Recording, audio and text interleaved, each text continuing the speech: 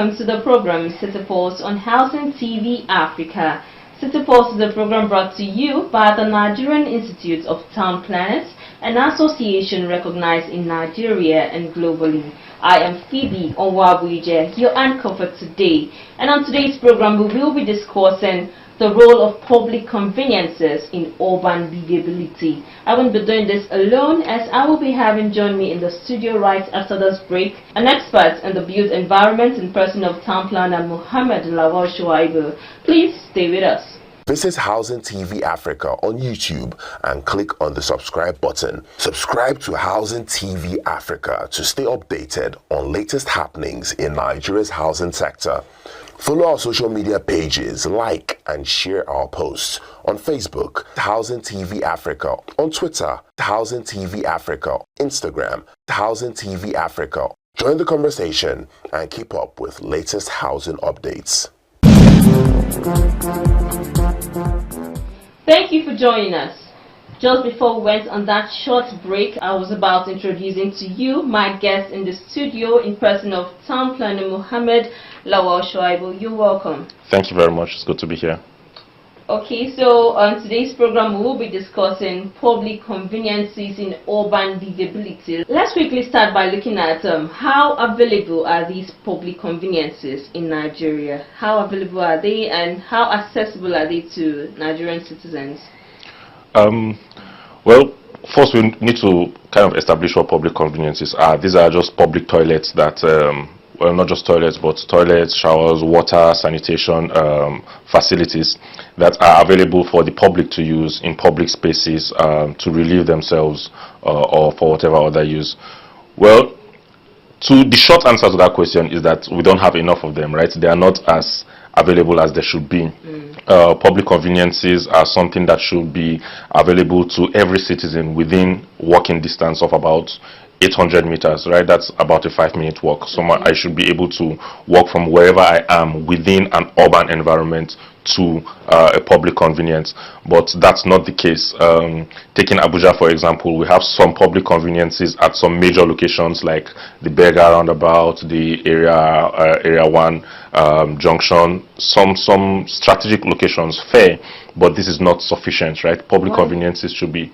Why is it so? Why is it not available as it should be? There are so many different reasons for that. One of them is the funding to build public conveniences. The other is even the will. Who is going to build it? Who takes responsibility for this? Okay. If they are built, how will it be maintained? You know, there are so many different issues. And even where they are available, we also have the issue of maintenance and then access, like you mentioned. So if there's a public convenience located in a particular location, how does the public access that convenience? Is it free for all to use? How much is going to be paid to use it? Do every class of citizen have access to it? Different social groups, how can they make use of the public convenience? These are all the conversations that we'll be having. Okay, let's talk about accessibility. We see that most times these public conveniences are locked up and you can't even access them, and if you will use them, you have to pay a certain amount of money. Why is it so, and what do you think is the reason behind all of this? One of the major reasons for that is the maintenance, right? Because if you provide public convenience and it's free for all to use, it's going to be, we can say that we have kind of a maintenance culture problem here, right?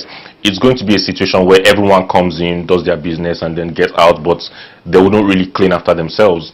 And then in order to keep it clean and convenient for the next person to use, you have to employ someone there that would be cleaning it and doing all sorts of things, which regardless of how it's maintained, there should be someone that would be performing those duties, but it should be like the basic things like washing the wash hand basin, wiping it off, things like that, not doing some very disgusting tasks that may be associated with that. So because of this, a lot of public conveniences where they are available have limited access, so that you can control who comes in and you can have someone responsible for any kind of damage or any poor use of the facility. Yeah. Okay, and we also see that the maintenance level is bad, which results in so many health challenges. So many of them that we can't even start mentioning. So what can be done to improve on that? Well, for the maintenance now, there has to be a kind of business model or operational model for public conveniences, right? So if I have a public convenience located somewhere, how much do people pay to use it on a daily or on a single use basis, and is that money sufficient enough for me to provide water, right, for the public convenience, for me to employ staff to maintain the public convenience, and those kinds of issues. And if that money is not enough, then we are talking of increasing the fare for people to use it, and then it leads on to the affordability. How many people will be able to afford it, right? Will people be willing to pay 200 naira to use a public convenience, or 100 naira, or 50 naira? Okay. And then when those conversations come in, we begin to talk about exclusion, because if not everyone can pay, then people will make use of the next other available option, which is the open area. And then it also leads it's a ripple effect, right? So when you're talking about that, then you know that for men, for example, it's much easier. It's not ideal, but it's much easier for a man to use the open area, exactly, than for a woman, right? So it's easier for a man or for a child. So this is where the exclusion then begins to come in, and then that leads to a whole circle of like spread of diseases like cholera and diarrhea and all sorts of that. So you talked about the men having to do their business outside, which is not ideal, and it's also not legal, because I think there is a law that binds on open defecation in Nigeria. I've been opportunity to travel a few states, and then on the journey, you know, public conveniences, you see that they are not properly built. Most times they are not properly built, they are not properly maintained. There is nothing that is actually happening there, and then people have to pay exorbitant prices to use them. What exactly is the problem? Let me take it from what you were speaking of first in terms of open defecation. You know, there's this conversation about the responsibility of a citizen versus the responsibility of the government, right?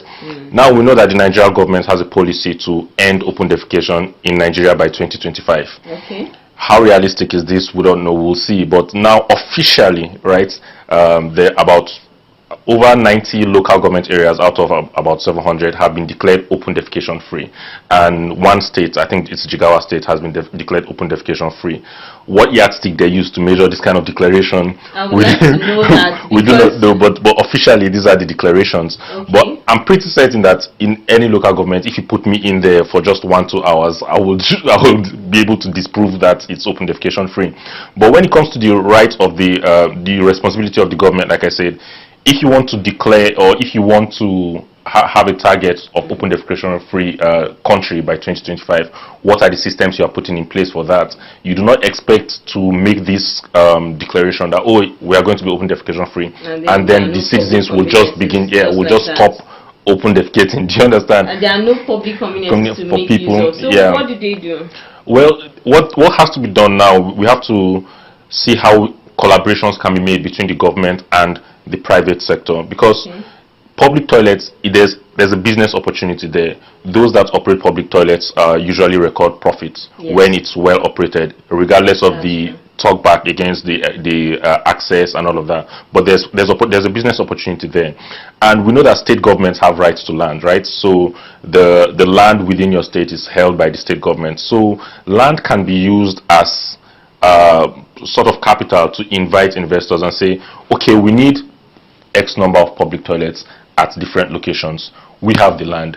We will give you this piece of land in order for you to develop, maintain, and operate public toilets for a certain number of years, right? This has to be done at a very high frequency across all the local government areas. And then when those private investors begin to come in, we can see an uptick in the number of public toilets, and then hopefully we can get more use, and then we can begin to see actual decline in our open defecation. Okay, now let's bring it down to the NITP, that is the Nigerian Institute of Town Planners. We know that location is very important. It's very, very important. It's something that we have to look at. Are these public conveniences, are they strategically placed? Are they placed in the right places? Because they are supposed to be placed in public areas, not just maybe down the street or something. So what is happening? So town planning, and this is something that we are still, you know, Nigeria, obviously a lot of professional sectors are still kind of growing in a sense, but in town planning in Nigeria, we are still kind of not stuck, but a bit limited to land use planning, development control, and then policy, things like that. But there's a particular aspect of town planning that has to be explored in order for us to get to that level, which is urban design. Now, urban design is kind of a nexus between town planning and architecture. You know, the architects kind of build the houses and the smaller project areas, and the town plan is more of the broad area. But urban design is like what happens between there, right? How about the public spaces, not the housing and not the entire town itself? And this is where urban designers, this is where public toilets can now come in. So if, for example, you have a public square or you have a right-of-way, that's the street, where are the public toilets going to be, right? Where are they going to be stationed? How is access to them? These are urban design. This is within the sphere of urban design. So public toilets are not a specific land use that town planners can say, okay, we need so square meters to be a public toilet. Do you understand? It's when there are public places, you have your bus stops, right? You can say within every bus stop there should be public toilets. Within every market there should be public toilets. Within every so and so there should be a public toilet. That's how you can get those through town planning and through urban design. Okay. How important is public convenience to urban livability? Because you cannot say, okay, you are living in the city and then you need to, you know, make use of it, and there is no one inside, there is no one close to you. What do you do in this condition? And tell us, because it is very important, tell us how important it is and what we can do to salvage the situation. Well, urban livability it cuts across just all aspects of life. Like from the moment you leave your house, right, to go out into the public, to go to work, to go to school, to go to the market, wherever it is, to the point you come back, all the activities that go in, from your transportation, how you move about, how you interact with your urban space, all of that is in there. And using the toilets is a basic primary function, right? Excretion, right, is a basic primary function of the bodily function. So people would need to use it wherever they are. So it's something that really affects someone's urban experience, which is then the urban livability. So if I go out, for example, and I'm pressed the whole day and I don't have somewhere to relieve myself in the city, then my experience of that city is already kind of affected. And you will see this in more developed countries, where when you go out, for example, the subway system is one of the most common use of public transportation. Every subway stop, right, there's a public toilet there. You go to commercial buildings, you go to a restaurant, you can simply walk in and use their toilets, their conveniences, without even patronizing them. And this is something, to a good extent, in Abuja and maybe in other cities. We see there are some commercial, I don't want to mention them, but there are some restaurants that you can just go in, can I use your public convenience, and they'll let you in. And they'll let you in, you go in and do that. But the responsibility, the onus should not be on them. It should be a public resource. Should be from the government. Exactly. Thank you very much, Town Planner Mohammed. And we'll be going on a short break. Please stay with us as we discuss the role of public convenience in urban livability. It has been the program City Pulse on Housing TV Africa. Join us after this break. Visit Housing TV Africa on YouTube and click on the subscribe button. Subscribe to Housing TV Africa to stay updated on latest happenings in Nigeria's housing sector. Follow our social media pages, like and share our posts on Facebook, Housing TV Africa, on Twitter, Housing TV Africa, Instagram, Housing TV Africa. Join the conversation and keep up with latest housing updates. Welcome back. It's the program City Pulse on Housing TV Africa. I am Phoebe Onwabuje, and I have here with me in the studio Town Planner Mohammed Lawal Shaibu, and we have been discussing on public convenience on urban livability, the role of public convenience on urban livability. And just before we went on that break, we were discussing about these commercial bodies not being responsible for, you know, public conveniences. It should also be the responsibility of the government and the general public. So let's talk about the presence or absence of public convenience. How does it reflect on social priorities and inequalities? This is something that I had touched on a little bit earlier in terms of the different the social inequalities and their relationships with the availability of public conveniences. Now, we know that society is made up of different social groups, right? You have differences across gender, across income levels, across abilities, right? So men, women, the high income, low, medium income earners, the disabled, people living with different kind of physical challenges, all of that. Now, when there's a public convenience that is properly designed, it should cater to all of these social groups, right? If you're a man, you should be able to have access to the public convenience. If you're a woman, if you're a pregnant woman, if you're a person taking care of a toddler, you want to change your diapers, all of this. If you are someone that is physically challenged, you're on a wheelchair, you are blind, whatever the case may be, you should be able to access it, equitably. If you are wealthy, if you are of a low income status, all of these social groups should be catered for in a well-designed public convenience, right? Okay. Now, when it's not there, it affects different social groups differently. For the men, for example, as much as we may want to discourage open defecation, for the men, it's kind of easier for them to take that route and say, okay, well, there's no public convenience, I'm just going to do my business outside, whether it's to urinate or to defecate, right? For the women, it's more challenging because when they do that, they are open to different kinds of abuse, violence, sexual harassment, all sorts of things for women. For children, when they do that as well, they may not be open to those kind of vices, but then their immune system is not as mature exactly as the man, so they are more vulnerable to certain kinds of diseases, right? So it affects different social groups very differently when it's not available, but when it's available and properly designed, then it should cater to as many social groups as possible. Well, let's bring it back to reality. It is not available, so how do these people manage? That's the answer. people I think the government should answer that. How should they manage? Openly, now, let's talk about the impacts of inadequate public conveniences on marginalized communities, for instance, homeless individuals, low-income earners. How do they do, especially homeless individuals? You know, or for others, they can, hold it in when they get home, they do their business. But for these homeless individuals, they have no option. That is their only option. So what are the impacts of the absence of these public conveniences on them? Yeah, so so there are two options, right? Okay. Or let's say three, right? Okay. One, you make use of public convenience.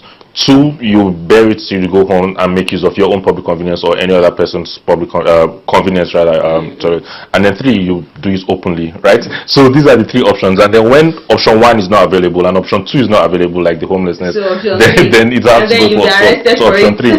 Yes, and so this is where like the public conveniences are kind of a fix in a sense, or a way to reduce open defecation. So until that one kind of comes up, this one will continue exactly. We'll have to continue to facing that, and then all the effects of open defecations, the health effects, the spread of diseases, the poor sanitation, the social effects, all of that will then you keep emphasizing on that. Yeah, you can just imagine you are doing your business and then that's all very of that. Funny. Yeah. So we see that in countries like Nigeria, developing countries like Nigeria, when these social amenities are being provided, we also face issues like vandalism of properties and all the rest of that. So how can this issue be managed? This is now the added cost of maintaining public inconvenience, and like I said earlier, where the government can try to invite private investors, right? A private investor, a private business is all about profit, right? So if I'm doing my cost, for example, I'm a private investor, I want to develop public toilets, I have to put my capital costs, right?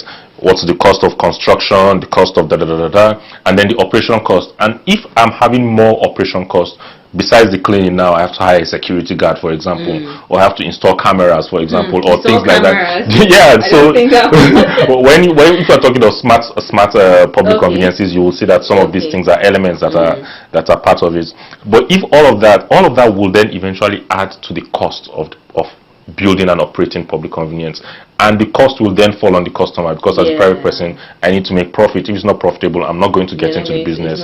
Yes, so then it increases the cost of accessing it, and then it leads to the exclusion that we are talking about. It's like a whole web of issues. So it's something that is unavoidable. So when you put all this cost into consideration, how would it be accessible to homeless individuals? Yeah, then we can begin to talk about maybe subsidies or some kind of because there are some places where not for everybody, right? Okay. So there are some places, for example, for public transportation. There are some cities where when there are buses, people in school uniform, like children in school uniform, do not need to pay. You can just make use of it, right? Yes. So that's where the conversation may lead to. If you have public conveniences, you can say for children under so yes, you can use it for free. For pregnant women, for example, you can use it for free. That's where you can begin to include more people within the social group spectrum to begin to make use of those public conveniences. Okay. Everyone has a role to play, but the government, if it's the government that constructs, they have a role to play. If it's a private business, they have a role to play. Even the community has a role to play. So what is the role of the community in all of this? Yeah, so one way to get the community involved in any kind of project like this is to get them involved from the start of it.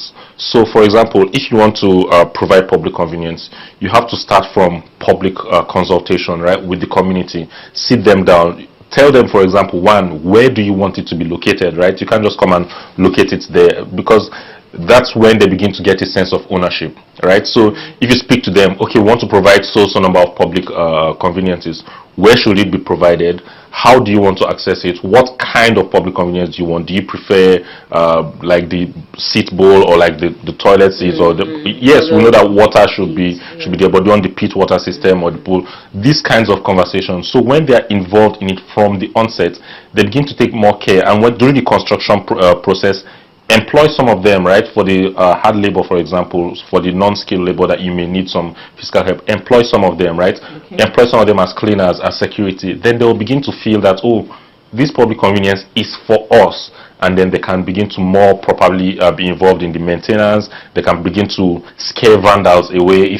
If there's an issue and people are trying to vandalize it, they'll say, no, but this belongs to us, right? You can't vandalize our own property. So true. Issues like that, painting on the walls, things like that, will then be discouraged if they're involved from the onset throughout. Thank you very much, Town Planner Mohammed Lawal Shaibu. It has been an interesting moment with you, and the discussion has been on public convenience, the role it has to play on urban livability, and we have heard the role of the government. The government just needs to provide more public conveniences in not just the urban areas, but also around rural areas, because these things are necessities. They are social amenities. When we talk about social amenities, we do not just talk about schools, hospitals, churches, and the rest of them. Public conveniences they are social amenities that must be provided. It has been the program City Pulse on Housing TV Africa, and please subscribe to our YouTube channel at Housing TV Africa. Follow Housing TV Africa on all social media handles. Don't forget to download the Housing TV mobile app on Google Play Store and App Store to stay connected. I am Phoebe Onwabuje. Thanks for watching.